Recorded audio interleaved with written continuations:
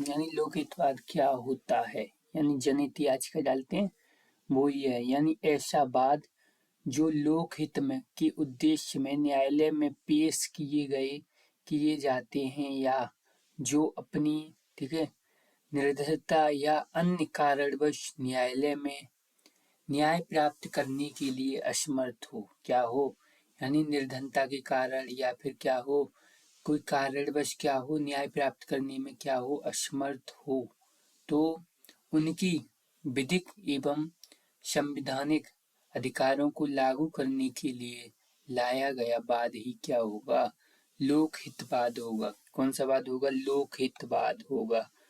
उनको भी क्या मिले? न्याय मिले। किनको मिले?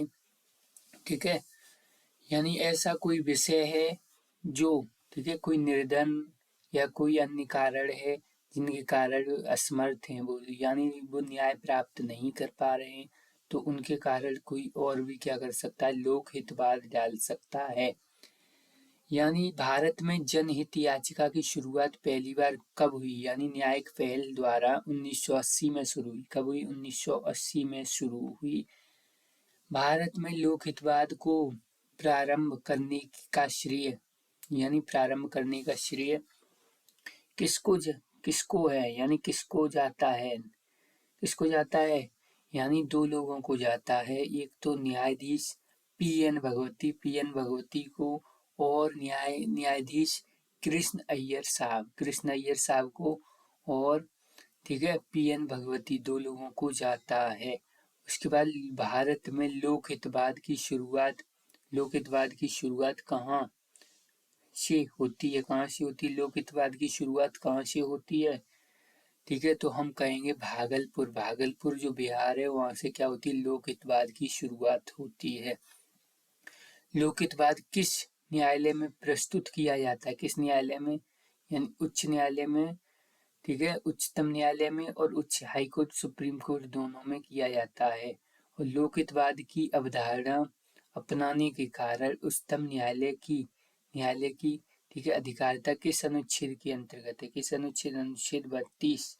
अनुच्छेद कौन सा? 32। अनुच्छेद 32 के अंतर्गत है और 226 के अंतर्गत है। लोकहितवाद की अवधारणा को क्या अधिकारिता प्रदान करने की, ठीक है। उसके बाद क्या है? यानी उच्चतम न्यायालय के न्यायाधीशों की संख्या में वृद्धि कौन करने की किसके पास शक्ति है? संसद के पास है। किसके पास है? संसद के पास है। भारतीय यानी यहाँ पे क्या बताया गया है? यानी भारतीय न्यायपालिका के यानी भारतीय न्यायपालिकाओं के अधिकारों को संरक्षित करने में उच्चतम न्यायालय सर्वोच्च न्यायालय की अपेक्षा बेहतर स्थिति में है।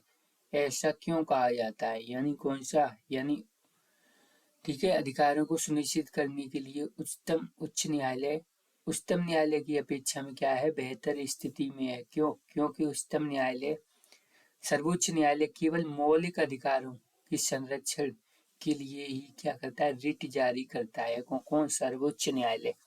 सर्वोच्च न्यायालय क्या करता है? केवल मौलिक अधिकारों के ही संरक्षण के लिए रिट जारी करता है। इसीलिए ऐसा कहा जाता है कि भारतीयों के अधिकारों को संरक्षित करने के लिए उच्च न्यायालय हाई कोर्ट है वो क्या है? सर्वोच्च न्यायालय की कम अपेक्षा में क्या है? बेहतर स्थिति में है। इसीलिए केवल यदि आपके मौलिक अधिकारों का क्या हो रहा है? हनन हो रहा है, तो ही आप सुप्रीम कोर्ट में डायरेक्ट रिट डाल सकते हैं। न्यायालय की अवमानना के अंतर्गत क्या क्या सम्मिलित है? न्यायालय की अवमानना के अंतर्गत क्या क्या सम्मिलित है? न्यायालय के आदेश को जानबूझकर क्या करना? अवज्ञा करना। आपको पता है जानबूझकर अवज्ञा कर रहे हैं आप, या फिर उसका पालन न करना, उनकी आज्ञा दी गई उसका पालन नहीं कर रहे हैं, या फिर क्या कर रहे हैं? अनादर सूचक भाषा का प्रयोग कर रहे हैं, यानी क्या कर रहे हैं? गाली गलौज दे रहे हैं। ठीक है, बाद में तो ऐसा नहीं किया जाएगा। भारत के उच्चतम न्यायालय की ठीक है स्वच्छता की रक्षा हेतु ठीक है स्वच्छता की रक्षा हेतु क्या प्रावधान है? क्या प्रावधान है? सर्वोच्च न्यायालय के न्यायाधीशों की नियुक्ति करते समय भारत के राष्ट्रपति को भारत के मुख्य न्यायाधीश से परामर्श लेना पड़ेगा।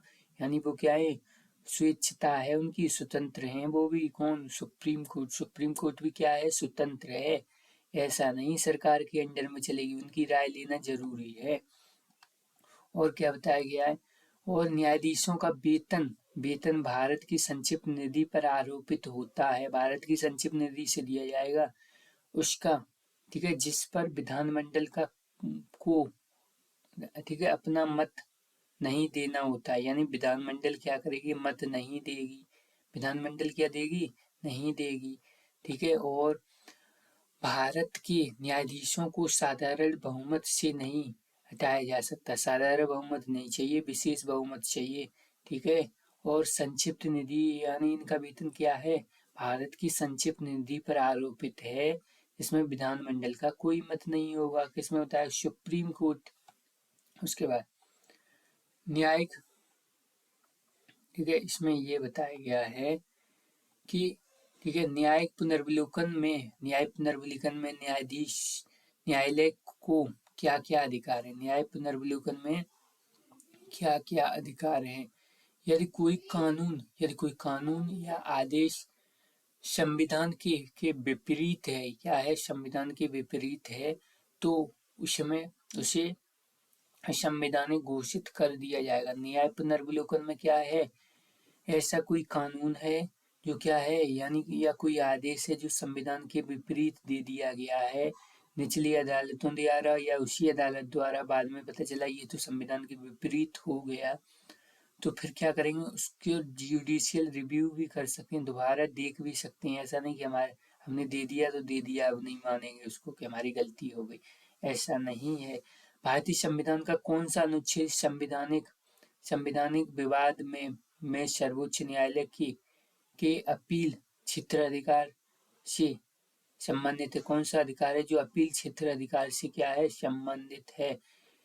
यानी मूल क्षेत्र अधिकार से कौन सा संबंधित है, मूल क्षेत्र अधिकार से संबंधित है। 131 विवाद हुआ था राज्यों में, यही तो बताया था।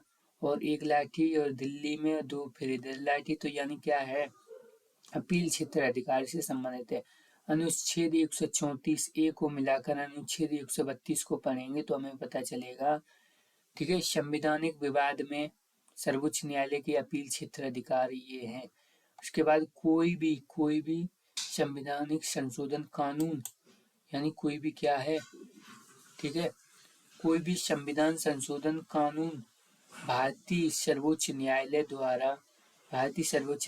द्वारा, ठीक है, कब असंवैधानिक घोषित किया जाएगा, कब असंवैधानिक घोषित किया जाएगा, संविधान संशोधन है यदि विधि के समक्ष समता के अधिकार को, यानी विधि के समक्ष समता के अधिकार को भाग 3 में दिया गया, भाग 3 में से हटाकर संविधान में क्या है, अन्यत्र, ठीक है, कहीं रखा जाए। यानी क्या है, यानी समानता का जो अधिकार है वही लोगों से छीन लिया जाए, कहीं ना कहीं फंडामेंटल राइट है उनका क्या किया जा रहा है, हनन किया जा रहा है, ठीक है। हटाकर संविधान, यानी उनको क्या हटाकर संविधान में क्या हो, अन्यत्र, ठीक है, कहीं रखा जाए और कहीं उनको रख दिया जाए। यानी यहाँ से समानता का अधिकार को यहाँ से हटा के दूसरी जगह कहीं शिफ्ट कर दिया जाए संविधान संशोधन से, तो ऐसा नहीं हो सकता है बेटवा, ठीक है। और कौन सी महिला जज जिन्होंने क्या किया, जिन्होंने अप्रैल 2010 में भारत के उच्चतम न्यायालय में नियुक्त, ठीक है, किया गया था। यानी उच्चतम न्यायालय में क्या किया गया था, नियुक्त किया गया था जस्टिस ज्ञान सुधा मिश्र, यानी ज्ञान सुधा, यानी सुधा मैम से हम इंग्लिश पढ़ती थी, कब पढ़ती थी और उनसे इंग्लिश का ज्ञान लेती थी, कब, 2010 के लगभग, तो ठीक है, चौथी महिला ज्ञान सुधा मिश्र। इसके बाद भारतीय संविधान के किस अनुच्छेद के तहत, यानी किस अनुच्छेद के तहत सर्वोच्च न्यायालय भारतीय, ठीक है, नागरिकों के मौलिक अधिकारों को क्या करती है, सुरक्षित करता है। यानी संविधान के किस अनुच्छेद के तहत सर्वोच्च न्यायालय है वो भारतीय नागरिकों के क्या करता है, मौलिक अधिकारों को सुरक्षित करता है, रिट जारी करता है। 32 में भारत के जो मुख्य न्यायाधीश हैं उनकी शपथ ली जाती है कैसे, मैं अमुक जो भारत के उच्चतम न्यायालय का मुख्य न्यायमूर्ति या न्यायाधीश नियुक्त हुआ हूँ, ईश्वर की शपथ लेता हूँ, से ठीक है प्रतिज्ञान करता हूँ कि मैं विधि द्वारा स्थापित भारत के संविधान के प्रति सच्ची श्रद्धा निष्ठा रखूंगा। मैं भारत की संप्रभुता एकता अखंडता को अछूत रखूंगा तथा मैं सम्यक प्रकार की श्रद्धा पूर्वक या अपनी पूरी योग्यता ज्ञान विवेक से अपने पद के कर्तव्यों का भय या पक्षपात अनुराग द्वेष किए बिना पालन करूंगा तथा मैं संविधान और विधि की मर्यादा ठीक है बनाए रखूंगा। कौन लेता है? यानी लेते हैं मुख्य न्यायाधीश, शपथ लेते हैं। इसके बाद भारत में किनको अभिलेख न्यायालय की संज्ञा दी गई है? यानी उच्च न्यायालय और हाई कोर्ट और सुप्रीम कोर्ट दोनों को दी गई है, उच्च न्यायालय की संज्ञा दी गई है। भारत के किस मुख्य न्यायाधीश ने राष्ट्रपति के रूप में यानी क्या किया है? कार्य किया है। मुख्य न्यायाधीश ने हिदायतुल्लाह ये किस में रहे थे? गोलकनाथ वाले केस में रहे थे। ठीक है, जस्टिस एम हिदायतुल्लाह यही तो हैं। ठीक है, और सर्वोच्च न्यायालय का न्यायाधीश अपना त्याग पत्र किसको देता है? राष्ट्रपति को देता है। त्याग पत्र किसको देगा? राष्ट्रपति को देगा। उसके बाद भारतीय संविधान के किस अनुच्छेद में सर्वोच्च न्यायालय द्वारा संविधान का अनुल्लंघनीय मौलिक ढांचा ठीक है ढांचा घोषित किया गया है? यानी किस किस में मौलिक ढांचा घोषित किया गया है? यानी कोई क्या करता है? मौलिक ढांचा का उल्लंघन करता है तो वो किस किस में बताया गया? आर्टिकल 32 में बताया गया, 226 में बताया गया, 227 में बताया गया है कि यानी यदि कोई क्या करता है मौलिक ढांचे को ही खराब करने की कोशिश करता है तो वो समय समय पर क्या बता दिया जाएगा क्या है मौलिक ढांचा। ठीक है, किस बाद में उच्चतम न्यायालय ने यह धारणा व्यक्त की कि मूल अधिकार व्यक्ति को जैसे उसे सबसे ठीक है अच्छा लगे उस तरह अपनी जिंदगी की रूपरेखा तैयार करने के लिए ठीक है सक्षम बनाते हैं। यानी आप किस तरीके से अपनी रूपरेखा तैयार करें, किस तरीके से जिंदगी जी रहे हैं, ठीक है वो आपके मूल अधिकार क्या कर रहे हैं? व्यक्ति की जिंदगी को अच्छा बना रहे हैं। ठीक है, और उनकी रूपरेखा तैयार करने में क्या कर रहे हैं? सक्षम बना रहे हैं। किसमें कहा गया? गोलकनाथ वाले केस में कहा गया। किसमें? गोलकनाथ वाले केस में कहा गया। किस बाद में? ठीक है, किसमें कहा गया? गोलकनाथ वाले केस में कहा गया कि मूल अधिकार व्यक्ति को ठीक है जैसा उसे ठीक है सबसे अच्छा लगते हैं ठीक है उस तरह अपनी जिंदगी की रूपरेखा तैयार करने के लिए क्या करते हैं? सक्षम बनाते हैं। इसमें गोलकनाथ वाले केस में कहा गया। इसके बाद क्या है? सर्वोच्च न्यायालय के किस अनुच्छेद के अंतर्गत भारत में सुधारात्मक याचिका दायर की जाती है? यानी कौन सा अनुच्छेद है जिसमें क्या की जाती है? सुधारात्मक यानी जुडिशियल रिव्यू। सुधारात्मक याचिका यही तो है, जुडिशियल रिव्यू। दोबारा इसको चेक करो। ठीक है, यानी 137 में। इसके बाद सुधारात्मक याचिका का प्रावधान सर्वप्रथम किस मामले में लाया गया? सबसे पहले किसमें? रूपा वसंता वाले मामले में सुधारात्मक। ठीक है, यानी रूपा अशोक हुर्रा मामले में सबसे पहले क्या लाया था? सुधारात्मक याचिका लाया था। उसके बाद न्याय पुनर्वलोकन में न्यायालय को क्या क्या अधिकार है? यदि कोई कानून या आदेश संविधान के विपरीत हो तो उसे असंवैधानिक अवैध या असंवैधानिक घोषित करना।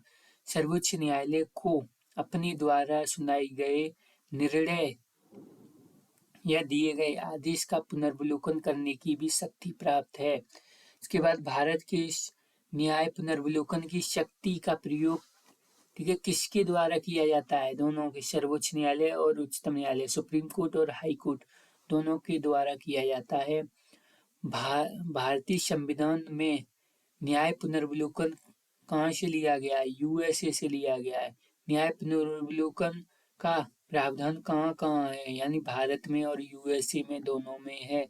क्या यूके में भी है? तो हम कहेंगे नहीं है भैया, नहीं है। इसके बाद क्या है? इसके बाद भारतीय संविधान में न्याय, ठीक है, न्याय पुनर्विलोकन का क्या आधार है? क्या आधार है? विधि द्वारा स्थापित प्रक्रिया। कैसी है? विधि द्वारा, यानी कानून बनाकर स्थापित की गई है ये प्रक्रिया। ऐसा नहीं है कि ठीक है पहले से ही हो इसको, ठीक है, यानी संवैधानिक प्रक्रिया नहीं है, विधि द्वारा कानून बनाकर इसको स्थापित किया गया है बाद में। यानी संविधान के किस अनुच्छेद के तहत उच्चतम न्यायालय द्वारा घोषित विधि सभी न्यायालय का क्या होगा? आबाध्यकर होंगी। यानी किसमें? यानी संविधान के किस अनुच्छेद में ये कहा गया है कि उच्चतम न्यायालय द्वारा घोषित विधि, यदि उच्चतम न्यायालय ने कोई घोषित विधि को घोषित कर दिया है तो सभी न्यायालय क्या करेंगे? ठीक है, अबाध्यकर होंगी, यानी क्या होंगी? बाध्य होंगी। किसमें? 141 में कहा गया है। किसमें? 141 में कहा गया है। इसके बाद उच्चतम न्यायालय द्वारा, ठीक है, संसद की, यानी उच्चतम न्यायालय द्वारा संसद की विधि के उपबंध के अधीन रहते हुए, यानी उपबंध के अधीन रहते हुए राष्ट्रपति के, ठीक है, राष्ट्रपति के अनुमोदन से न्यायालय के, ठीक है, विनियमन के लिए, ठीक है, नियमों का प्रावधान किसके अंतर्गत है? किसका? नियमों का प्रावधान, यानी उच्चतम न्यायालय द्वारा संसद की विधि, यानी उच्चतम न्यायालय द्वारा क्या हुआ? संसद की विधि, यानी संसद द्वारा क्या बनाई गई? विधि बनाई गई। विधि के उपबंधों के अधीन रहते हुए, विधि के उपबंधों के अधीन रहते हुए राष्ट्रपति के अनुमोदन से, राष्ट्रपति क्या क्या क्या करेंगे? अनुमोदन से न्यायालय के विनियमन के लिए क्या होगा? नियमों का प्रावधान है, यानी नियम भी बनाए जा सकते हैं कोई, ठीक है। यानी किसमें बताया गया? 145 में बताया गया। किसमें? 145 में। इसके बाद किस अनुच्छेद के अंतर्गत उच्चतम न्यायालय के मुख्य न्यायाधीश द्वारा जहाँ की अधिकारों और सेवकों की क्या होगी? नियुक्ति होगी। किसके द्वारा? यानी उसके अधिकारियों और सेवकों की क्या होगी? नियुक्ति होगी। कहाँ? उच्चतम न्यायालय के न्यायाधीश, ठीक है। किसमें बताया गया? 146 में बताया गया है। 146 में बताया गया है। भारतीय संविधान का अभिभावक तत्व, ठीक है, तत्व किसमें निहित है? यानी अभिभावक तत्व किसमें निहित है? अभिभावक, यानी क्या है? अभिभावक, यानी अभिभावक, ठीक है, यानी अभिभावक कौन होते हैं? यानी बड़ी बूढ़ी आदमी कौन है? अभिभावक, यानी कौन है? सर्वोच्च न्यायालय में क्या है? अभिभावक नियुक्त है। कौन सा मामला? उच्च न्यायालय और उच्चतम न्यायालय की अधिकारिता में आते हैं। कौन से? मूल अधिकारों में, ठीक है, मूल अधिकारों का प्रवर्तन, यानी मूल अधिकारों का प्रवर्तन है, ये किस में आएगा? उच्च न्यायालय और उच्चतम न्यायालय के मामलों की अधिकार क्षेत्रता में ही आएगा, ठीक है। विधायी शक्तियों की संघीय सूची में, यानी संघीय सूची में समाविष्ट किसी विषय के संबंध में भारत के उच्चतम न्यायालय के अधिकार क्षेत्र को, ठीक है, बढ़ाने का अधिकार किसके पास है? यानी विधि शक्ति की संघीय सूची में अवशिष्ट किसी विषय, यानी कोई विषय है जो संघीय सूची में है, और संघीय सूची का विषय कौन? संसद ही तो कानून बनाएगी संघीय सूची के विषय पर, ठीक है। यानी विधि, ठीक है, विधायी शक्ति की, ठीक है, विधायी शक्ति की संघीय सूची में समाविष्ट किसी विषय, यानी कोई विषय है जो क्या है? समाविष्ट है उसमें, इस संबंध में उच्चतम न्यायालय की अधिकार क्षेत्रता को बढ़ाने के लिए, उच्चतम न्यायालय की अधिकार क्षेत्रता को बढ़ाना है तो कौन बढ़ाएगा? ठीक है, संसद बढ़ाएगी। कौन बढ़ाएगी? संसद बढ़ाएगी। देश के किसी भी न्यायालय में, ठीक है, चल रहे वाद को, ठीक है, अन्यत्र भेजने का अधिकार किसके पास है? यानी देश में किसी भी न्यायालय में क्या हो रहा है? कोई मुकदमा चल रहा है, कोई वाद चल रहा है, को अन्यत्र, ठीक है, यानी दूसरी जगह भेजने का अधिकार किसके पास है? सर्वोच्च न्यायालय के पास है। PIL का क्या फुल फॉर्म है? यानी पूरा नाम पब्लिक इंटरेस्ट लिटिगेशन जनहित याचिका, PIL, ठीक है, जनहित याचिका, पब्लिक इंटरेस्ट लिटिगेशन, ये पूरा नाम है। इसके बाद क्या है?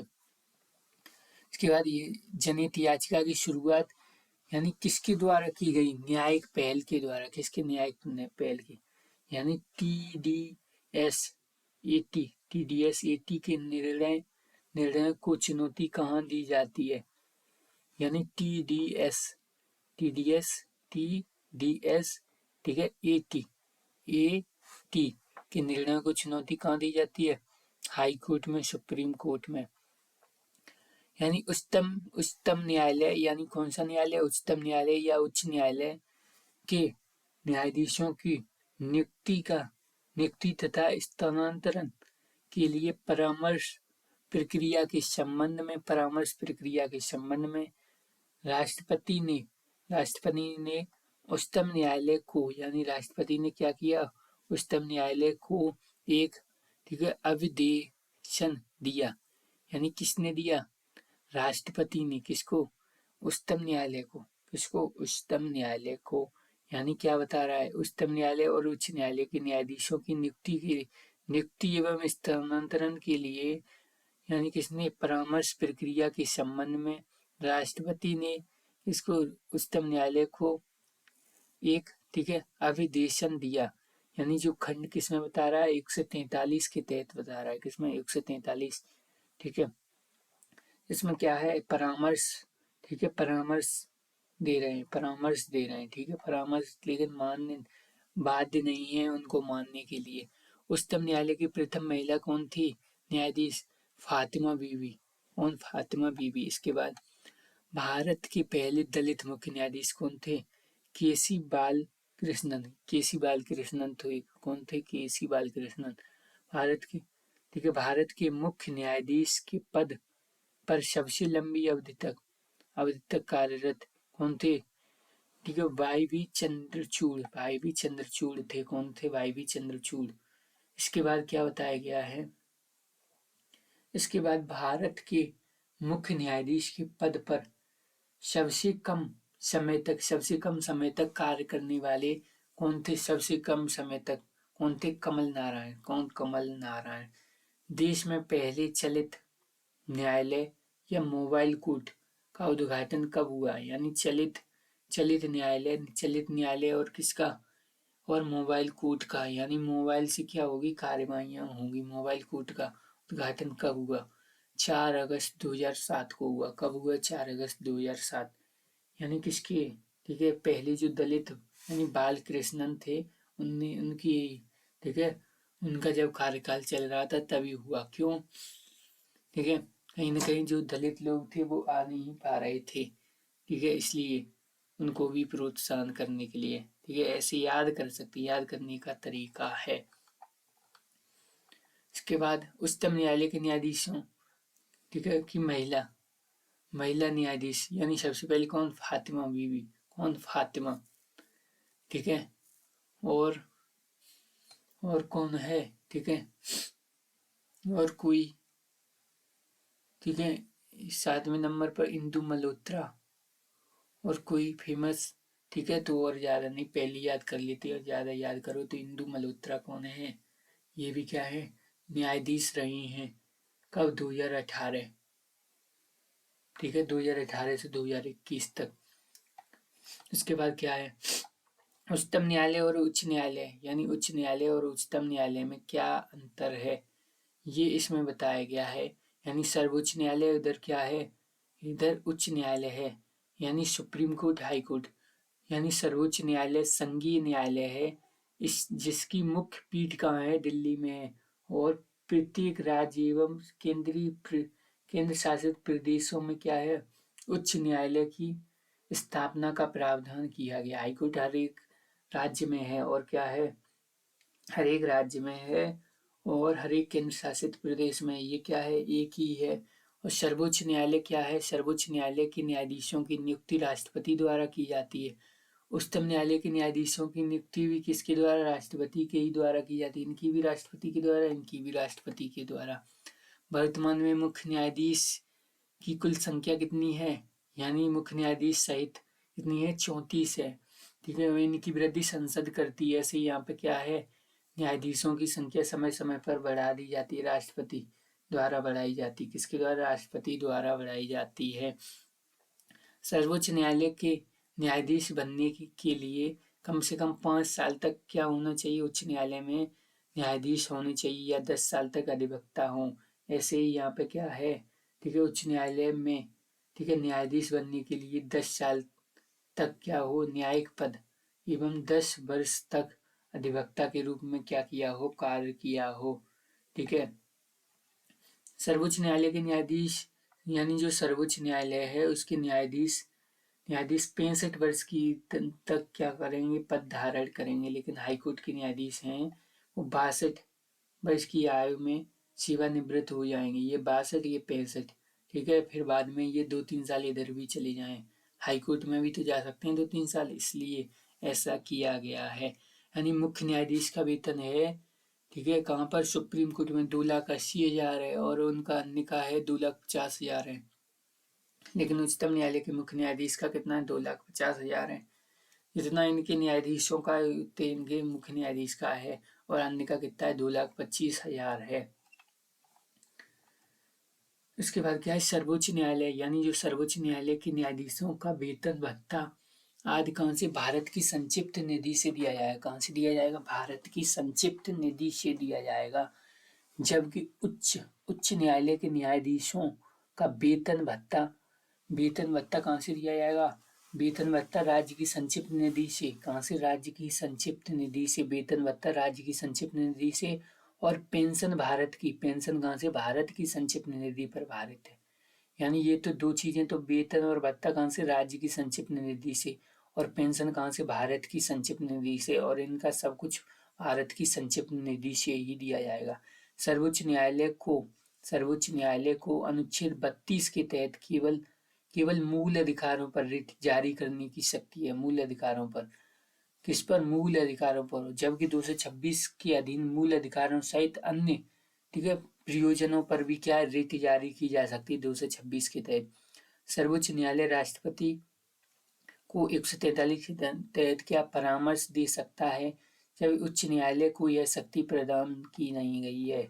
उसके बाद क्या है? उसके बाद सर्वोच्च न्यायालय के न्यायाधीश की नियुक्ति के लिए भारत का मुख्य न्यायाधीश सर्वोच्च न्यायालय के 4 वरिष्ठ न्यायाधीशों की सलाह के बाद ही राष्ट्रपति को परामर्श देता है। यानी 4 वरिष्ठ न्यायाधीशों से क्या करेगा? परामर्श करेगा। उसके बाद ही इसमें क्या है? उच्चतम न्यायालय के न्यायाधीशों की नियुक्ति भारत का मुख्य न्यायाधीश, यानी कौन? यहाँ पे भी कौन कर रहा है?